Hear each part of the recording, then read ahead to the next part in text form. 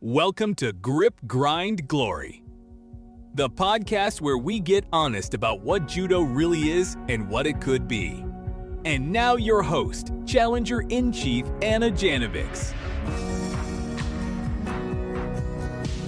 Hello my friends, this is Anna. I'm back with episode 10 of Grip, Grind, Glory, and this is about pushing through hard.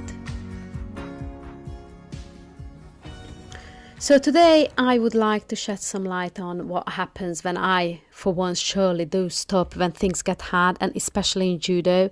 In judo, everything gets hard at some point. You know, when you try technique and at the first sight of it not working, you get out of it. Walk away, tie your belt, rearrange your gear, even though it's not necessary really. That's when I should have pushed harder and keep at it. It happens over and over again, even though I've been watching myself doing it and I am actively trying to stop myself from making the same mistake. Because I know I'm doing it wrong, I see other people doing it too. You know, when you know you should be doing something like pull or push and you're not doing it and you start to recognize it in other people's technique. It's so funny. I went to an event a couple of weeks ago and was partnered with a guy who told me something really useful in judo, which I wasn't doing at all, even though I should have. And he said that he only sees me not doing it because he's usually not doing it either. I find it really funny how the human brain works. I usually don't pull enough, so whenever I see someone not pulling, I say, "You gotta pull, mate." So anyway, I've been watching my brain doing this with me, and I'd like to reflect on what I think is happening. Because first of all, my brain can't find any evidence that it will eventually work, and that's down to lack of experience really. But also I'm not confident either because I yet to find evidence that it'll eventually work. I know that's catch-22 for you. And what it all boils down to is that the human brain inherently just avoids discomfort and seeks pleasure instead. This is how it wants to protect me, which is highly appreciated. It just won't get me anywhere. So what I need to do in situations when things get hard is to have my prefrontal cortex, the decision-making part of the brain, override my survival instincts. And for that, I have to train it as I train my body as well. I've been doing a lot of personal development or self-development stuff in the last 9 years, I would say 8 to 9 years. So that's why I know all this stuff, but I can't always adapt, you know, like I can't always use it in my daily life just yet, especially not in judo. It's just down to very basic brain work at the moment. So mid-through, my brain starts running a sort of threat scan. I will call it. It's asking me all kinds of questions. Will I fail? Will I lose balance and fall? Was it a good idea in the first place? Why did you start judo at all? And because it gets uncertain because of the lack of evidence I just mentioned, it waves the red flag and gives signals to my body to stop. Get out of it as soon as possible and choose flight rather than fight, quite literally. It will come with experience, I know, but because that takes a long time, I'd rather do it in reverse order and give my brain a signal to keep going, so it gets into the habit of not giving up when it's hard. And from there, I'm building trust with myself, basically. I'm showing my brain that discomfort doesn't mean danger. It actually means I'm almost there, basically. Each time I manage to override the quit reflex, I know I just rewire my brain. This is basically neuroplasticity in action. And this is where it gets interesting, because the moment I start to override that instinct, not by being reckless, but by simply staying with it, something shifts, not just in the technique, not just in the moment or in judo, but in how I relate to pressure, discomfort, and failure in general. I've started to notice this in other parts of life too. When I hit a tough bit of work or a conversation I don't want to have, or even something as simple as dragging myself to training when I don't feel like it, it's the exact same reflex, that urge to walk away and adjust my gear kind of thing instead of facing it.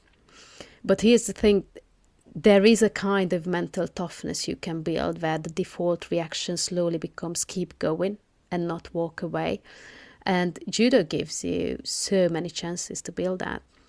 So I really like that about it. And that's what makes it beautiful and brutal in equal measure. The mat is basically a mirror. It reflects everything back to you. So when I stop in the middle of a throw, I see it. When I give up too early, I feel it. And it's not failure, it's rather feedback. I'm not here to judge. It's just, to notice it and then try again with just a tiny bit more commitment. What I've realized lately is that it's not the big motivational moments that shape the mindset. It's these small, very silent reps. It's those push-throughs, the extra push when no one's watching, the follow-through on a throw when my brain says, no, don't go there again. That's the training I really enjoy. I really think that this kind of mindset building is at the heart of judo. And if I keep bailing out when things get hard, what I'm really telling my brain is, you were right, I can't do this. But if I stay in the fight, even when it's messy and it's hard, I might be failing as well. I'm building a new kind of self-trust. It's like saying, look, I've got us. We can handle this. We don't run anymore, remember. And over time, that becomes who you are, who I am, really. I have been a quitter in many cases, which is interesting because I've always done endurance sports, always, from the age of 10 to 35. And I never quit. I always, even when it was hard, if I wanted to, cycle up that mountain, up to the summit, I did do it. I never turned back and went home, never. So I don't know how I became a quitter. I'm gonna have a think, and I'm gonna share it with you guys. But I'm working on it, Thought about discomfort. Just simply because we've been taught to see it as a red flag, something, to fix or escape, or rather just, don't even think about it. But what if discomfort is actually a green flag? That's what I've been pondering over these days. What if it's the signal that you're exactly where you need to be because you're almost there? If you're too comfortable, maybe you're not growing. I mean, not just maybe, you are certainly not growing.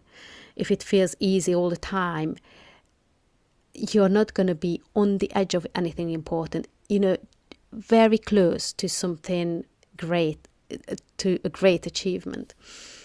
That doesn't mean you have to suffer constantly or push until you break. It just means you learn to welcome that feeling of stretch, tension, friction, because that's where things change. And I want things to change. I'm a change maker. And in a way, that's what judo teaches me over and over again. It teaches me how to get thrown and get back up, not just physically, but mentally as well. And also how to sit in uncertainty, commit to a movement and follow through anyway, and discover my own power through the process. So if you're listening and you've been feeling like giving up on a technique, on a habit, on a goal, on yourself, I just want to say this. Keep going. You might be closer than you think. Your brain might be throwing up red flags, not because you're failing, but because you're about to level up. Just breathe, recommit, try again. Even if it's clumsy, even if it doesn't land, what can happen? Nothing. Those are the reps you put in that matter. And the next time you find yourself walking off the mat mid-throw or mid-dream or mid-anything, just smile. Because now you know what's happening. You're not weak, you're just rewiring. And it's not a failure, it's adaptation. And the more you override the urge to quit, the more you become the version of yourself that doesn't. And I, for one, am in this journey. I have been, and I really enjoy this. So I'm going to share some progress with you guys. But this is it for today, and I'll be back next week with a new episode. But until then, let's grip, grind, and glory.